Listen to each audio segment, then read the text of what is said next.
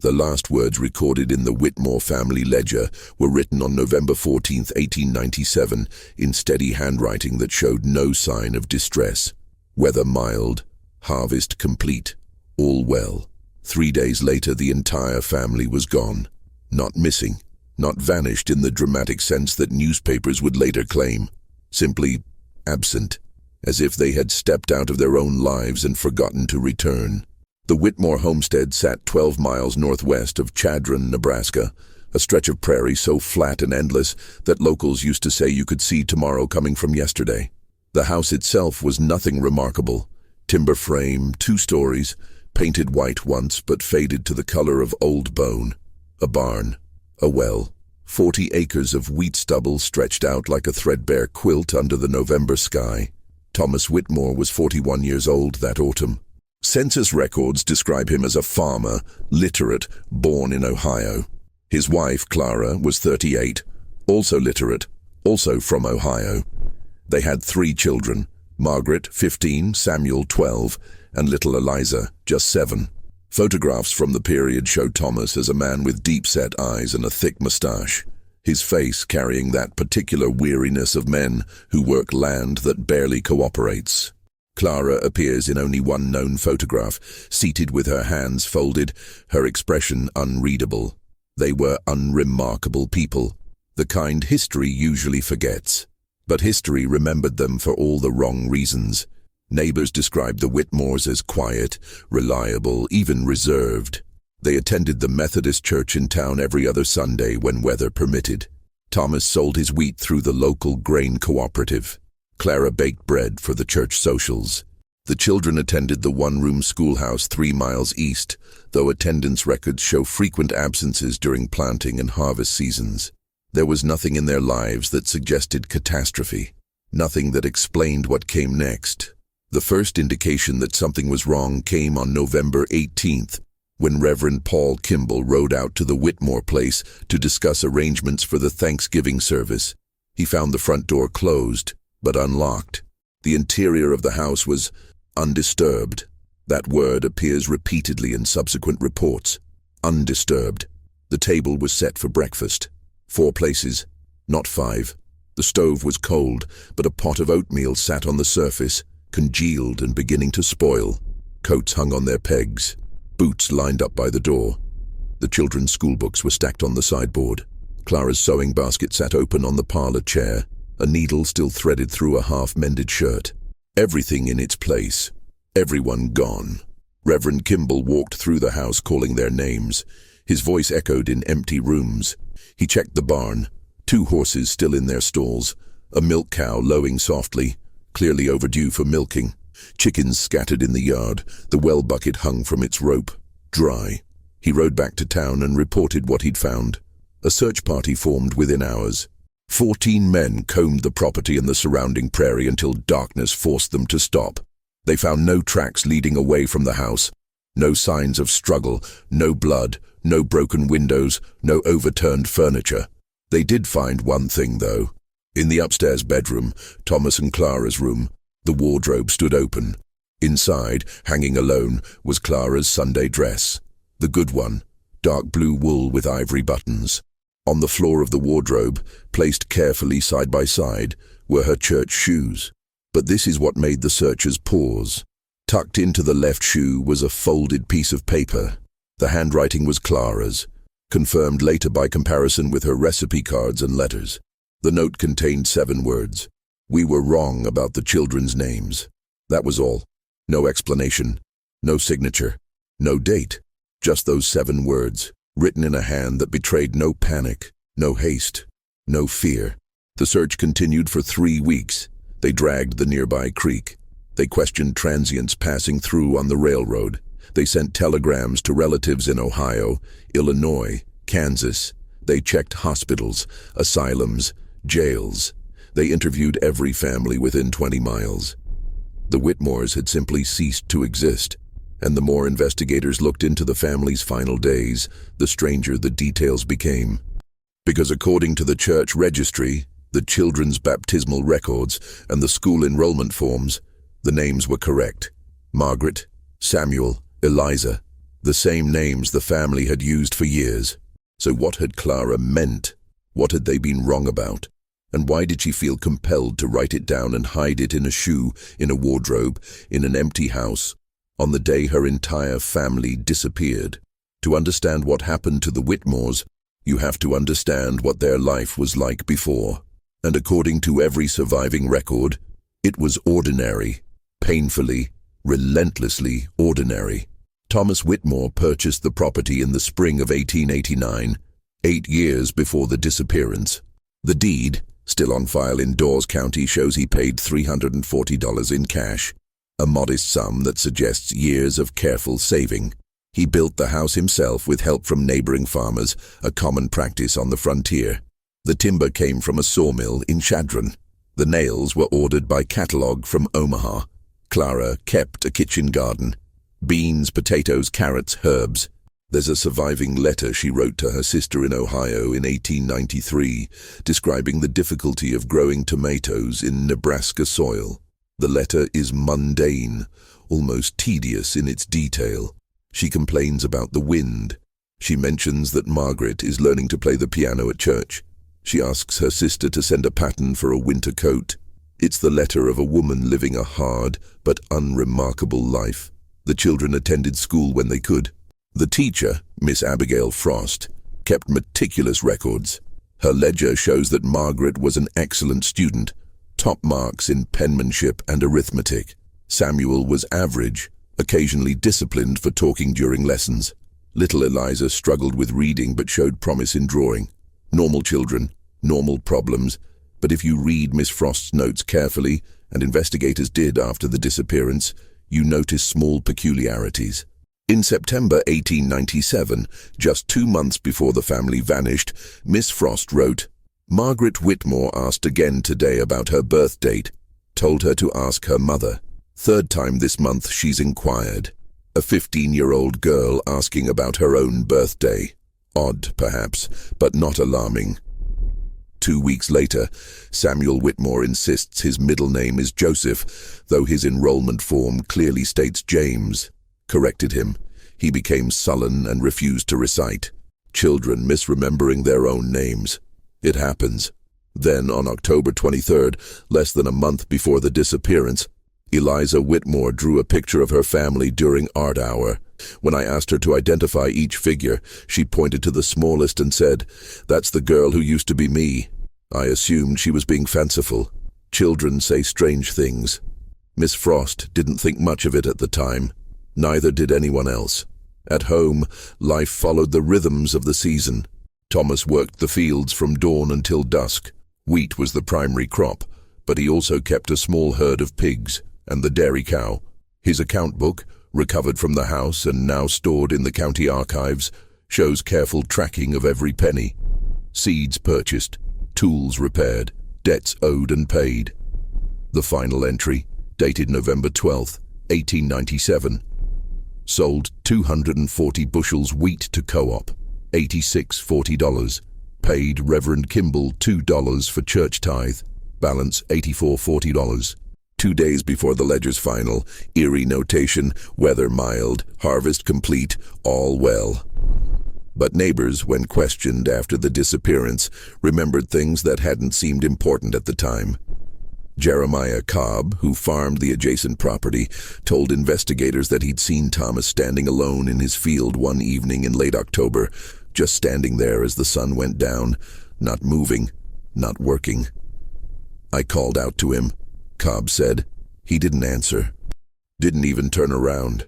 I figured he was deep in thought, so I left him be. Martha Henley, who lived 4 miles south, recalled that Clara had stopped coming to the weekly quilting circle in September. She sent her regrets, Martha testified, said the children needed her at home. But when I rode out to visit in early November, Clara seemed distracted. I asked if everything was all right, and she looked at me like she didn't understand the question. Then she smiled and said, "We're learning to be a family." I thought it was a strange thing to say after 8 years, but I didn't press her. The children, too, had changed. Mrs. Florence Ridgway, who ran the general store in Chadron, remembered Margaret coming in alone on November 9th to buy thread. "She used to be such a cheerful girl, Florence later told the county sheriff, but that day she seemed hollow, like she was going through motions. I asked how her mother was doing, and Margaret said, "She's remembering now, we all are."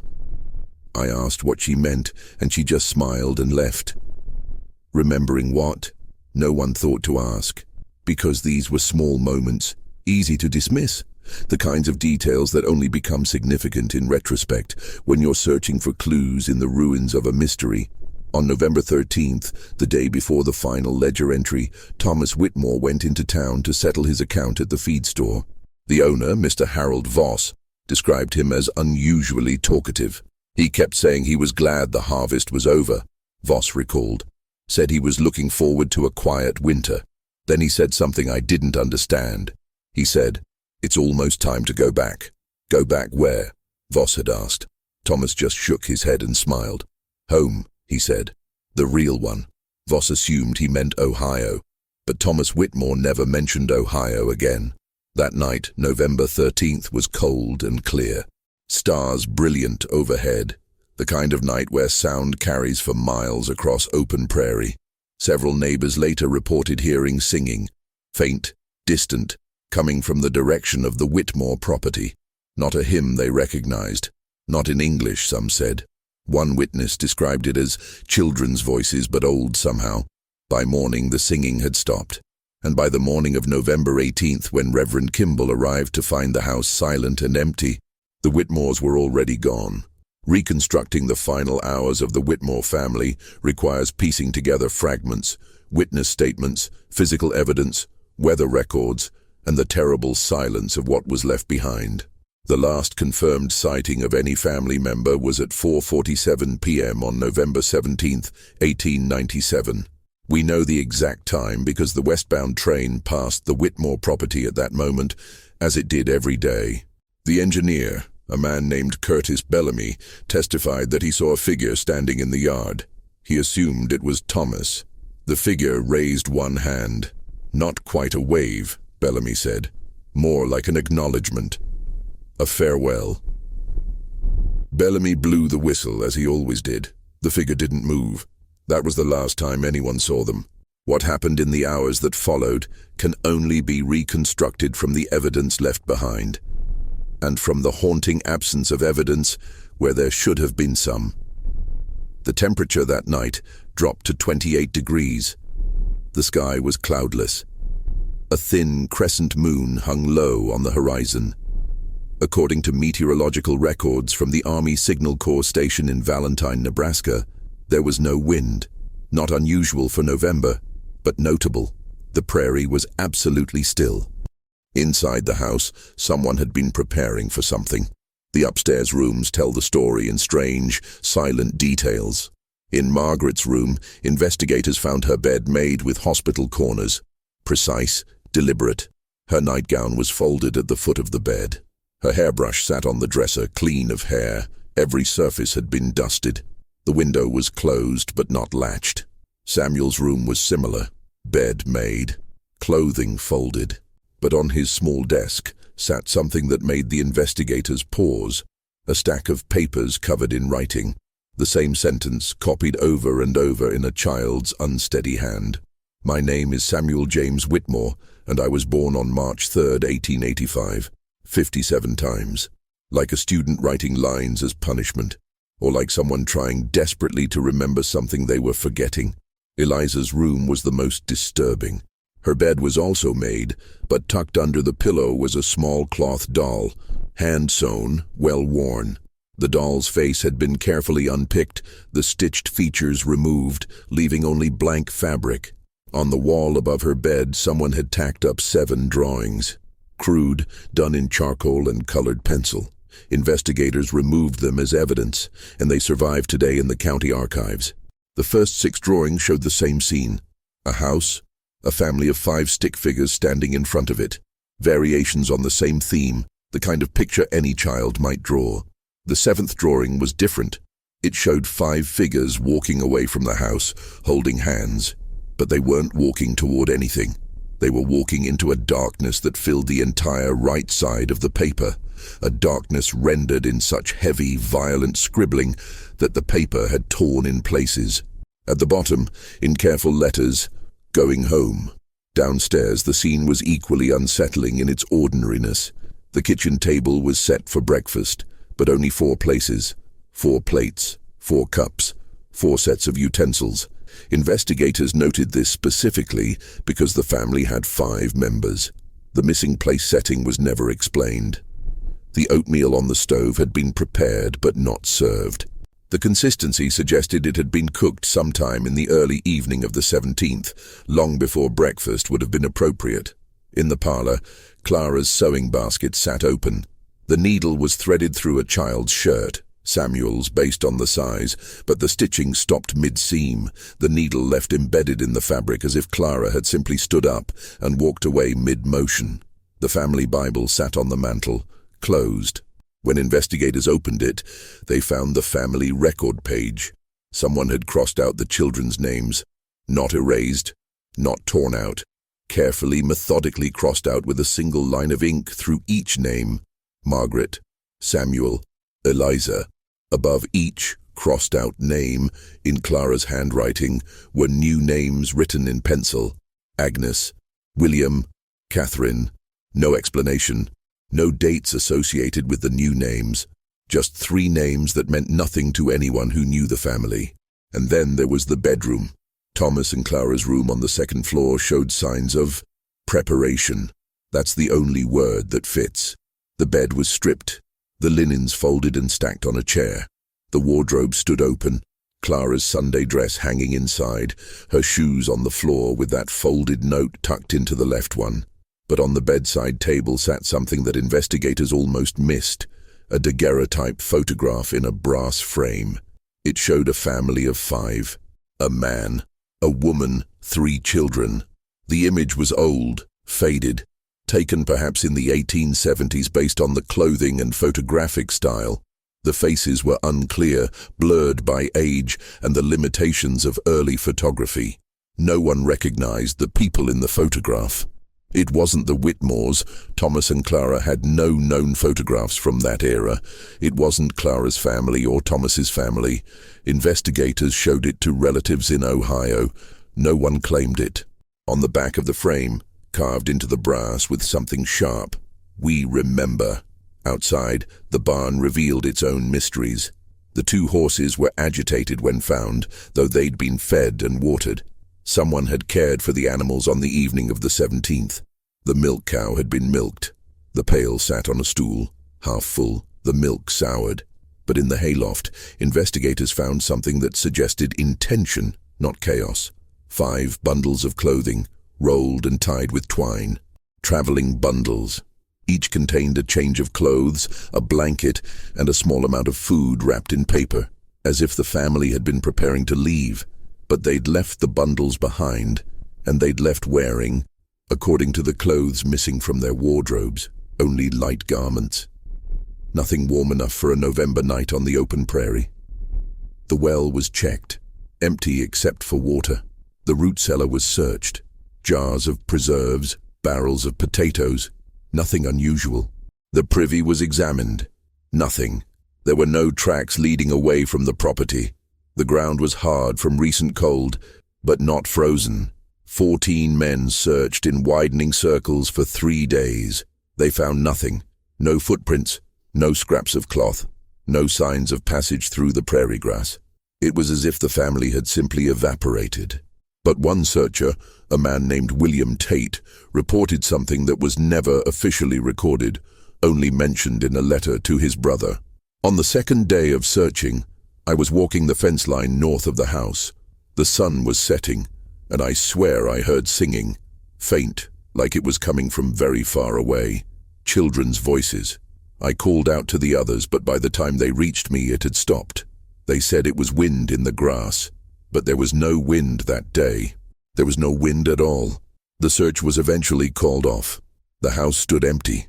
And somewhere in the archives of Dawes County, there's a final detail that few people know about. On November 19th, one day after Reverend Kimball found the house abandoned, a telegraph operator in Chadron received a message on the western line. It was garbled, broken, likely a transmission error, but the operator copied down what he could make out. Whitmore family. Arrived, not lost. Remember. The message cut off. The operator tried to respond, requesting clarification and origin point. No answer came. The transmission was logged, then forgotten, until investigators found the log weeks later and realized the message had come from a telegraph station 300 miles west, a station that had been abandoned since 1891. The disappearance of the Whitmore family sent shockwaves through the small community of Chadron and the surrounding prairie settlements. Not because such things were unheard of. The frontier had swallowed families before, through disease, weather, violence, or simple miscalculation, but because of the way they vanished, the precision of it, the absence of logic. Within days, the story reached the newspapers. The Omaha World Herald ran the headline, "Family of 5 vanishes from Nebraska farm, no trace found." The Chicago Tribune picked it up next. Prairie mystery, Whitmore family disappears without explanation. By December, the story had spread as far as New York and San Francisco, each retelling adding embellishments the facts didn't support. Some papers suggested murder, others hinted at a secret flight to escape debts, though Thomas Whitmore's account books showed he owed no one. A few publications, hungry for sensation, proposed supernatural explanations that serious investigators dismissed immediately. But locally, in Chadron and the farm surrounding the Whitmore property, the response was different. It was fear, quiet, pervasive, unspoken fear. Neighbors began locking their doors at night, something many had never done before. Families kept their children closer. Church attendance spiked. Reverend Kimball later wrote in his personal journal that his congregation was seeking comfort for a dread they cannot name, because everyone knew the Whitmores. And if it could happen to them, steady, unremarkable, faithful people, it could happen to anyone. The official investigation, led by Sheriff Augustus Thornton, continued through the winter of 1897 and into early 1898. Thornton was a methodical man, a former Union Army officer who approached the case with military precision. His reports, still preserved in the county archives, reveal a man increasingly frustrated by the absence of answers. He interviewed everyone: the neighbors, the shopkeepers, the teacher, the reverend, the railroad workers. He sent inquiries to every county in Nebraska, then to surrounding states. He contacted the Pinkerton Agency, who declined the case, citing insufficient evidence of foul play. He personally searched the house 7 times. Each search revealed small details previously overlooked, but none that explained anything. On his 4th search, Thornton found a loose floorboard in the upstairs hallway. Beneath it, a small wooden box containing $127 in cash, nearly all of Thomas Whitmore's harvest payment. If the family had fled, why leave their money behind? On his 6th search, he discovered a letter tucked behind a loose stone in the fireplace. The letter was addressed to Clara's sister in Ohio, dated November 16th, one day before the disappearance, but it had never been sent. The letter was cordial, newsy, discussing plans for Christmas and asking after relatives. Nothing unusual until the final paragraph. "The children have been asking questions I cannot answer. Thomas says we should tell them the truth. But how do you explain something you barely understand yourself? We've decided it's time. We'll be leaving soon. Please don't worry about us. We're finally going where we belong." The letter ended there. No signature. Sheriff Thornton showed the letter to Clara's sister, who confirmed the handwriting but said she had no idea what Clara meant. "Clara never mentioned leaving," she said. "And what truth? About what?" Thornton had no answer. In February 1898, a drifter was arrested in Wyoming for horse theft.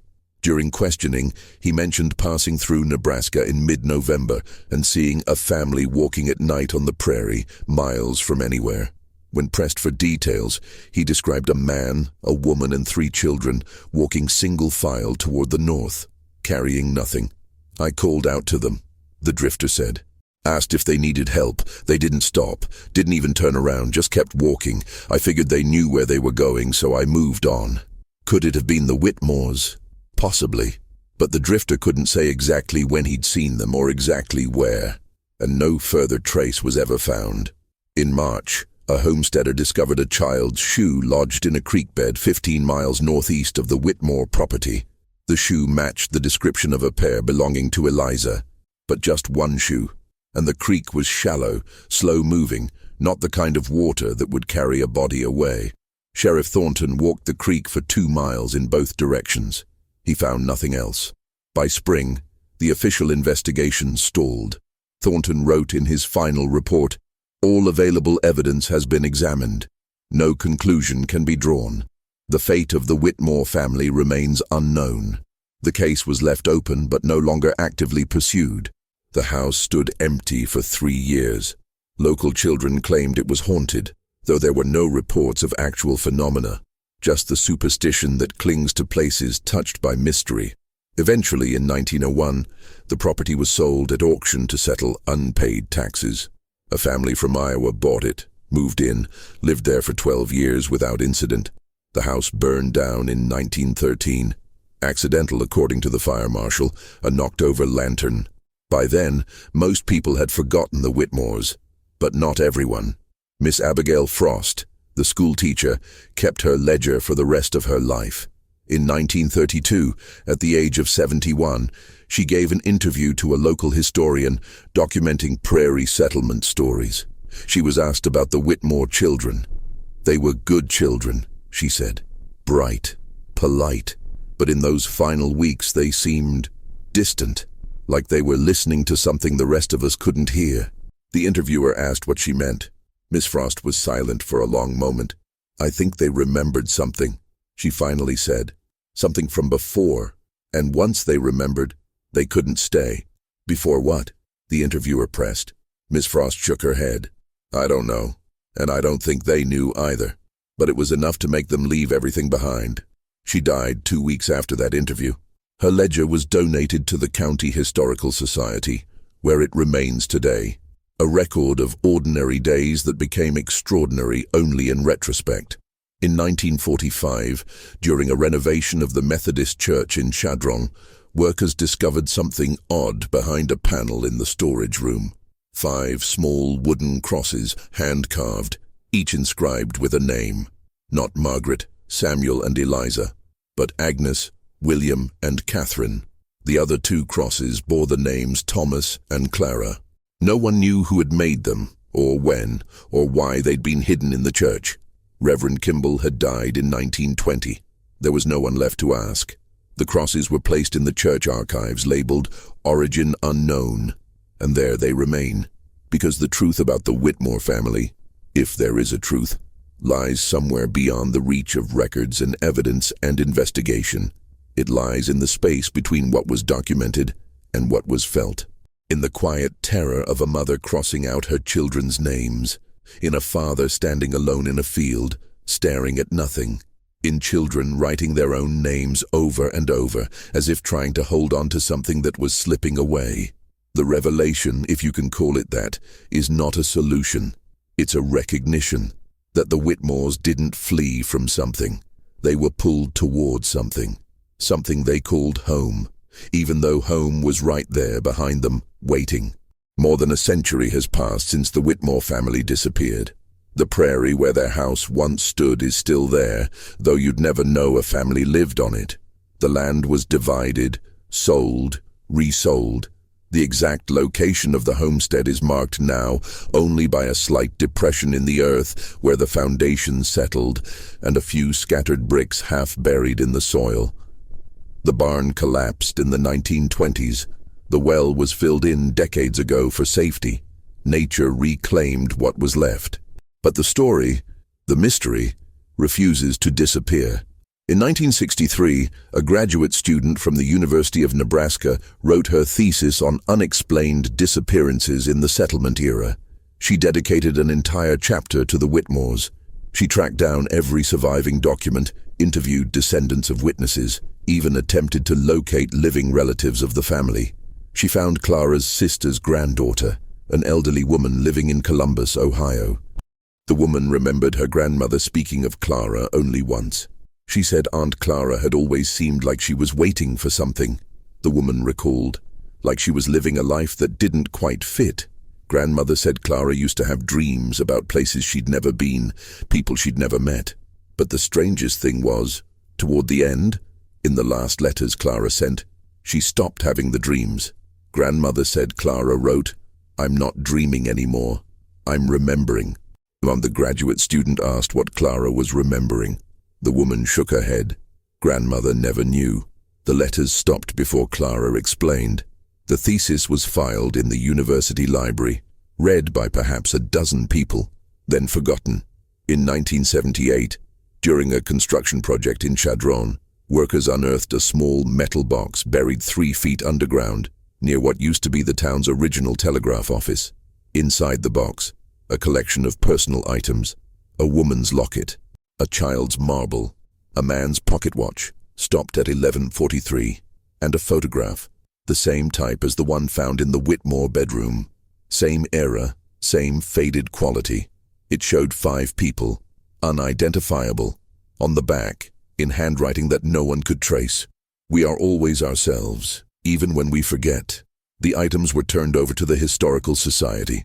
No one claimed them. No one knew where they came from or why they'd been buried. They sit now in a display case labeled Origin Unknown, circa 1890s. In 1983, a journalist from Lincoln became fascinated by the case and spent 2 years investigating. He obtained access to records that had never been fully analyzed: weather data, railroad schedules, land surveys, telegraph logs. He discovered something remarkable. In the 6 months before the Whitmore disappearance, there were 4 other unexplained vanishings in Nebraska and Wyoming, all farm families, all within a 200-mile radius, all in November.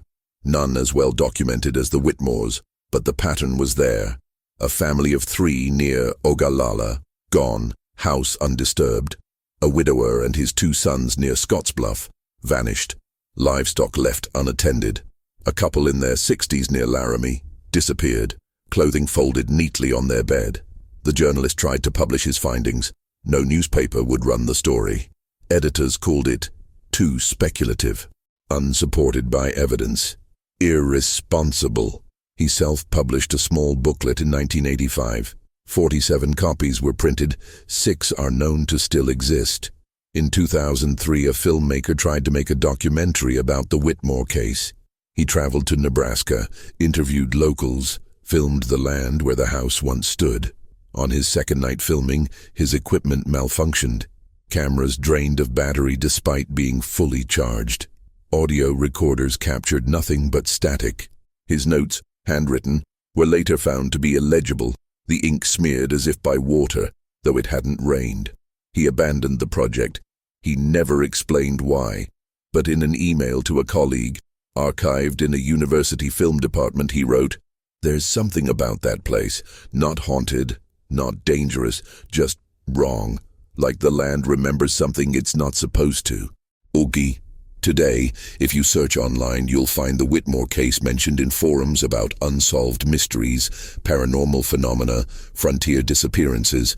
The facts have been distorted by retelling, details invented, explanations offered that have no basis in evidence. People want answers. They want closure. They want the story to make sense. But some stories don't make sense because they're not meant to.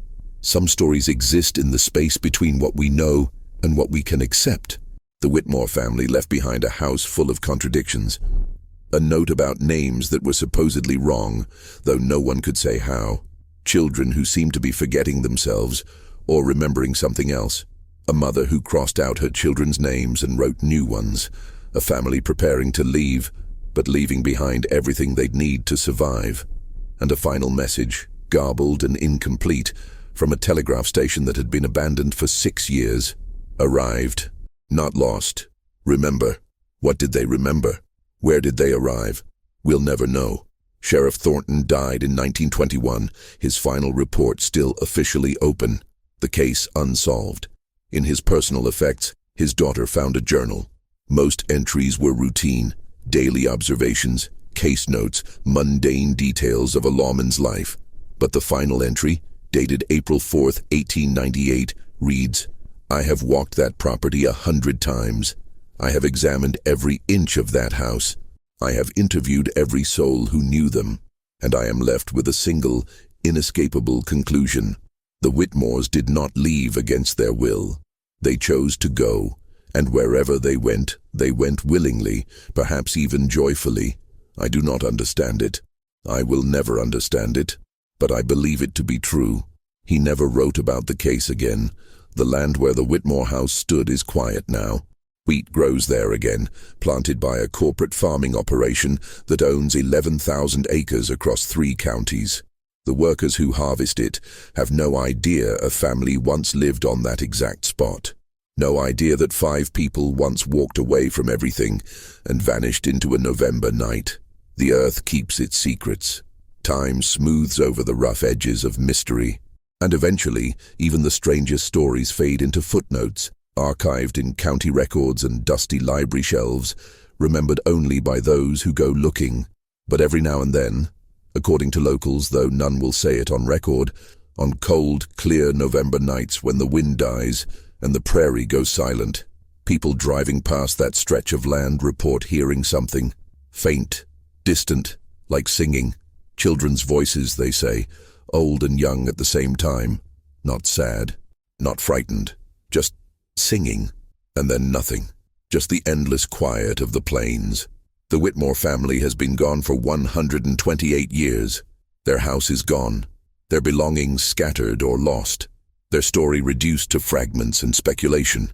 But somewhere, in the spaces between documented fact and inexplicable truth, they remain, not missing, not lost, just elsewhere, in a home they finally recognized, with names they finally remembered. And the last thing they said, that everything was well, that the harvest was complete, that the weather was mild, was completely wrong, because nothing was well. The harvest wasn't what they'd been gathering, and the weather that mattered wasn't the kind measured by thermometers. They were preparing for a different season, a different leaving, a return to something we have no words for. And when they walked away from that house on November 17, 1897, carrying nothing, wearing almost nothing, heading into a night that should have killed them, they weren't fleeing. They were going home.